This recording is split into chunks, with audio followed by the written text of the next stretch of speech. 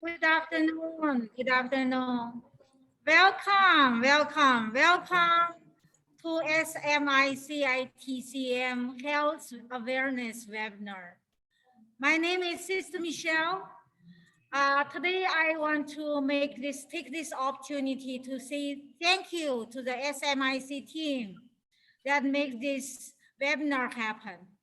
To our Dr. Eddie, our president, Sister Regina, our academic dean, both of you are our inspiration.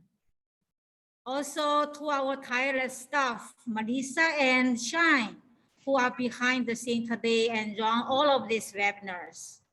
And to you, all of our speakers, thank you so much for your generosity to share your knowledge and precious experience with us. Today we have Dr. Berenice to share with us her experience and knowledge. So let us welcome Dr. Berenice and listen to her webinar. Welcome. Hi, sister. Thank you.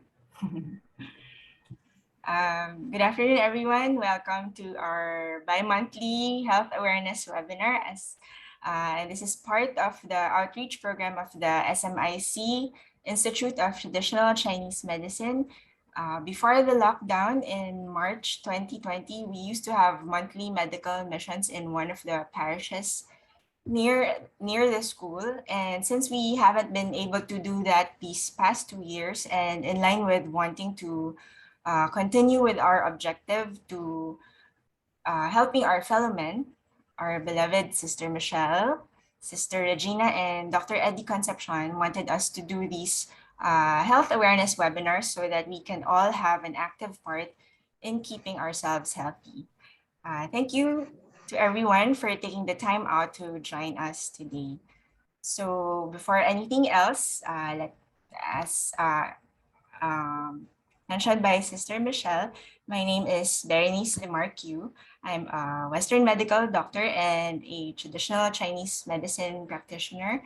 I'm also a student here at the SMIC Institute of Traditional Chinese Medicine, doing my continuing medical TCM education. So now I will be sharing my screen.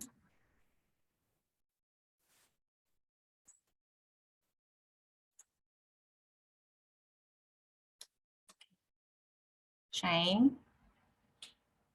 Okay lang yung screen. Can you guys see my screen?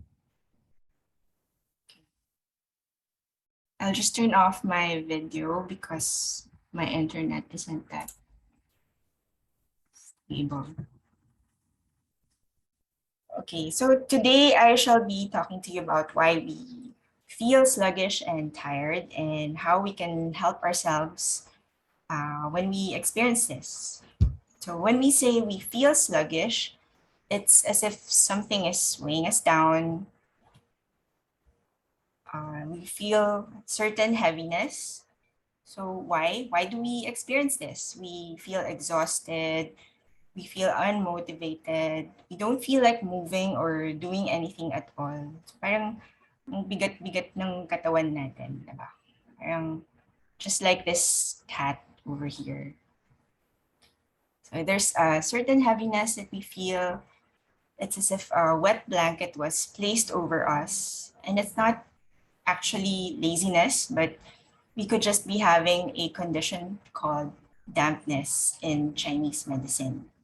So what is dampness? Dampness is just an excessive accumulation of fluids in our body in terms of traditional Chinese medicine. So it is considered one of the factors that causes disharmony in our body. So it tips the balance that we're supposed to keep our bodies in. So in Chinese medicine, for you to be healthy, everything has to be in balance. So it tips the balance that we're supposed to keep our bodies in so that we can maintain our health. Again, what is dampness? So if you can imagine your backyard after a few hours of continuous rain, and then the soil will be soft and sludgy, and it can't absorb much of the water anymore. So you see that the water is just stuck there. It's not moving. It just accumulates in certain areas and it's muddy, stuck. There's no drainage. Or you could also imagine the air pag may hamog, diba? It's very heavy, and then you can't see things clearly because of the haze. So ganun din yung pakiramdam. It's heavy, it's not moving, clarity is not so good. Okay, so now the question is, where does dampness come from? How do we get this condition? Dampness is something that we may contract externally, or it's something that we may generate internally. So when we say external, we get it from our environment, like living in a hot and humid country like the Philippines, or living near the ocean or bodies of water. It could also be living in a house that has poor ventilation, so the moisture that accumulates, it doesn't dissipate. Or it could also be staying in your damp clothes, like pag pinagpawisan ka or naulanan ka, and then you don't change. Or it could also be because your occupation involves being immersed in water, like fishermen or the lavanderas before, when di pa uso yung mga washing machine, di ba? They used to wash their clothes by hand. They do it the whole day. So they have to be immersed in water for long periods of time. But of course, I'm not saying that we would automatically get dampness if we just get exposed to these conditions. Of course, it still also depends on how our body responds to these conditions and how long our exposure is to these external factors. Now, dampness can also be internally generated, meaning our bodies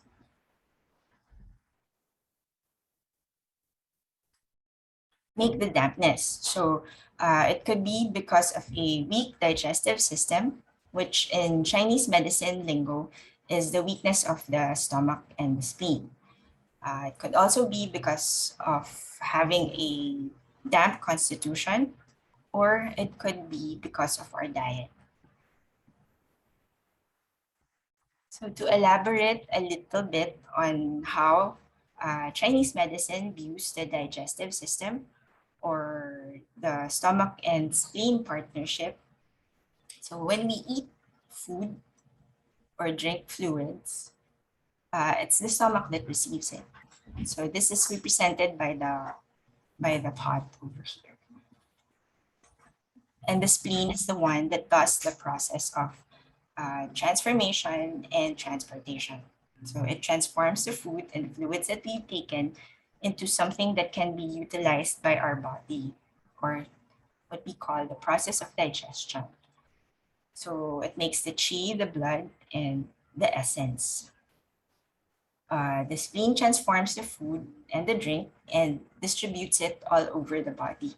And this provides the nourishment and energy for our body to run like a well-oiled machine. So if the spleen is weakened here, or it becomes deficient, as we say in Chinese medicine, then it wouldn't be able to fulfill its function of transporting and transforming. So it wouldn't have the chi to digest the food and fluids and distribute it to other organs for further processing. So the body is able to utilize the usable portions and discard the unusable ones. So if the food and fluids aren't digested and distributed properly, we won't have enough chi, and the resulting effect is we would feel more tired and lack energy, and further down the line, dampness will be produced.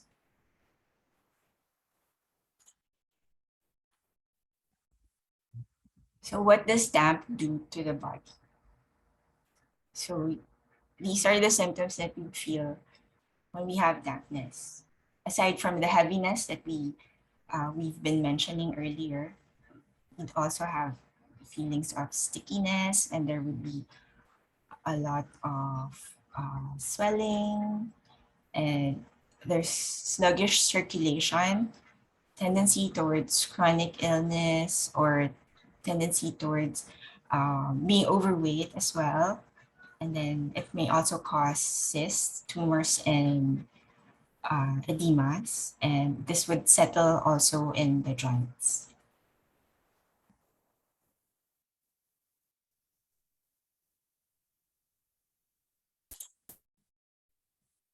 So other physical symptoms, we'd have lack of appetite, and chronic fatigue, feel heavy in our limbs and our head. Usually parang may nakabalot na tuwalya around our head, a wet towel. Dizziness could also happen. We'd also have some bloating, since the damp is blocking the movement of our chi. So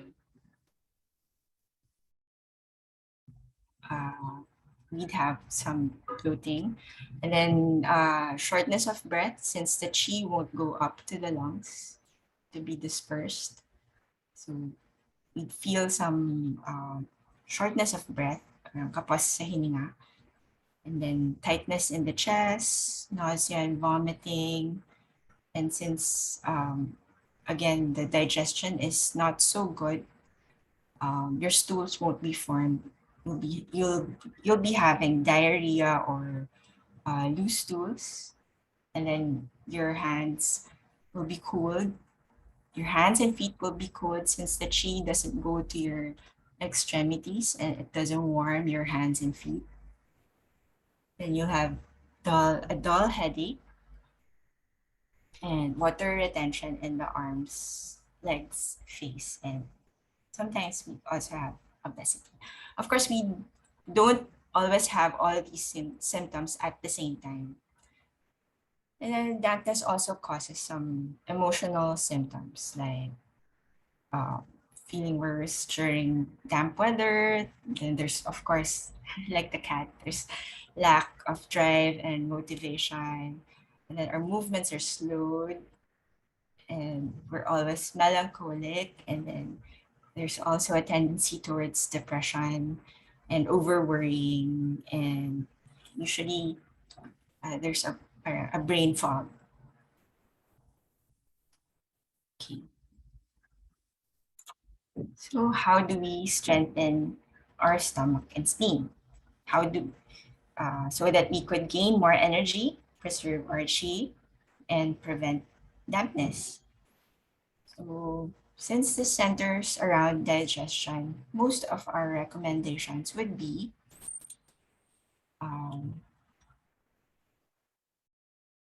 things that have to do with our diet, how we eat our food, what we eat.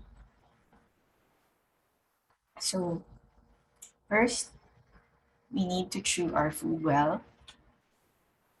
So we've always been taught that digestion starts in the mouth. So if you chew your food well, this will lessen the burden on the stomach and spleen in breaking down the food. So meaning you won't be using up extra chi to digest your food. And also chewing your food properly warms it up as well before it goes down to the stomach, since the spleen and the stomach loves warm food. So this will, and then next is to avoid cold food and drinks. So when we say cold food and drinks, we mean food that's physically cold, food that came from the refrigerator, food and drinks that came from the refrigerator. So that's definitely a no-no. As well as food that's energetically cold. So when we say energetically cold, most of raw foods are energetically cold, like raw vegetables, raw fish, So remember earlier, I mentioned that the spleen is the fire that cooks the food in the stomach. So this weakens the fire in the spleen. Eating cold food weakens the fire of the spleen, and it burdens the spleen much more, since it must use up more chi and more energy to warm and transform the food. So from a Western medicine standpoint, cold food would negatively affect digestion, since the gastric enzymes are more effective when the temperature in the stomach is roughly around 37 to 40 degrees centigrade. And when the food and beverages are, when we consume food that's physically cold, so these enzymes will be less effective, and the digestion will thereby be weaker, will be weakened. So we also need to avoid dairy, sweets, oily and greasy food, and food with preservatives, since these place extra burden on the spleen and stomach as well. And they're hard to digest. So, and then do not eat too much. We only eat probably around 75% of capacity. Otherwise, again, our spleen and stomach will be overburdened, and this would cause food stagnation. And then the spleen again won't be able to transform the food, and it won't be able to transform the food so that we'd be able to utilize it. So next is eating our main meal in the morning. According to the Chinese medicine horary clock, certain organs will be stronger at certain times of the day. This horary clock will be further discussed in a future lecture by, I think, by Sister Michelle. So watch out for that. So for the stomach and spleen, they're the strongest from 7 in the morning to 11 in the morning, 7 to 11. And they are weakest at night from 7 as well, 7 to 11 in the evening. So it's better to eat your main meal in the morning. And we also remember we have that saying that goes, eat like a king in the morning, a peasant at lunchtime, and a beggar in the evening. So this is because the digestion and peristalsis, it slows down at night. So the food remains undigested in the stomach. Eat in a tranquil state. So it is best to sit down and relax while eating, and then avoid any stress and quarrel. Dapat hindi ka aburido when you're eating, and you should be enjoying your food. Also, it is best not to read or watch television, surf the internet, or study, work, or do whatever. Just concentrate on eating, enjoy your food. So all your chi should be concentrated on digesting your food and not the information that you're receiving from whatever activity that you're doing aside from eating. So all your energy should be concentrated in digesting your food. So next, eat on time, avoid skipping meals, since also again, this will weaken your stomach and your spleen, and won't provide enough chi to power you throughout the day. And also eat food that helps remove damp. So here are some food that we should be avoiding and or limiting. So when we say yin food, those are foods that are heavy. They promote dampness and should be limited or avoided altogether. So dairy, like ice cream, yogurt, cheese, cow's milk, raw food, raw vegetables,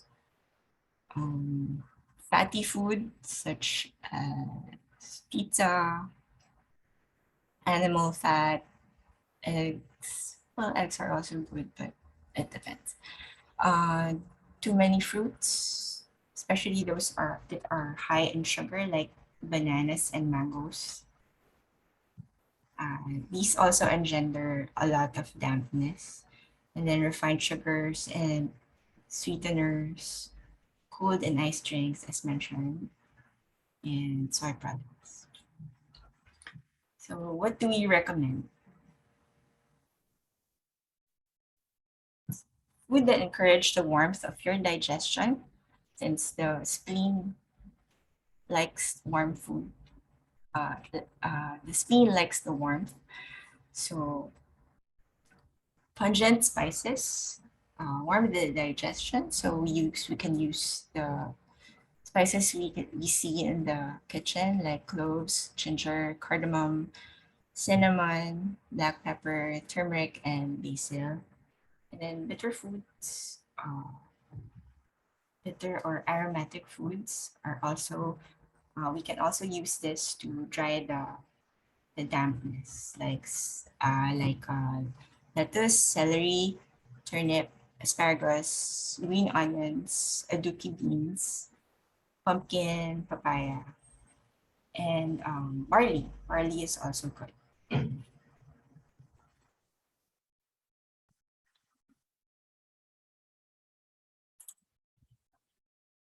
So aside from our dietary habits, we also need to be mindful of our environment. Like as I mentioned, we can contract dampness in a damp environment. So we try to avoid it as much as possible. And then of course, if we get wet, if we get drenched from the rain or from our perspiration, we need to change so that uh, hindi tayo natutuyuan ng pawis. So emotions such as worrying and overthinking, these also weaken the spleen. So if you can, well, this is hard to do, I know, but maybe doing other activities that would lessen you from with your worrying and overthinking, like do more exercise, or um, that would lessen the worrying and the overthinking as well. And then lifestyle changes like resting and exercise. Of course, this has to be in the right amount of rest, not too much and not too little. Because if you rest too much, then again, you injure the spleen. And but of course, you need enough rest so that you can replenish your chi and your energy. And then of course, exercise, you'd be able to since dampness is an accumulation, so exercise moves the chi. It moves the chi. It's able to circulate it around your body, and it's able to expel it out. And then of course, acupuncture, herbal medicine, cupping, and ventosa would also be able to help with the dampness that we have in our body. Okay, so it's just a short lecture. That,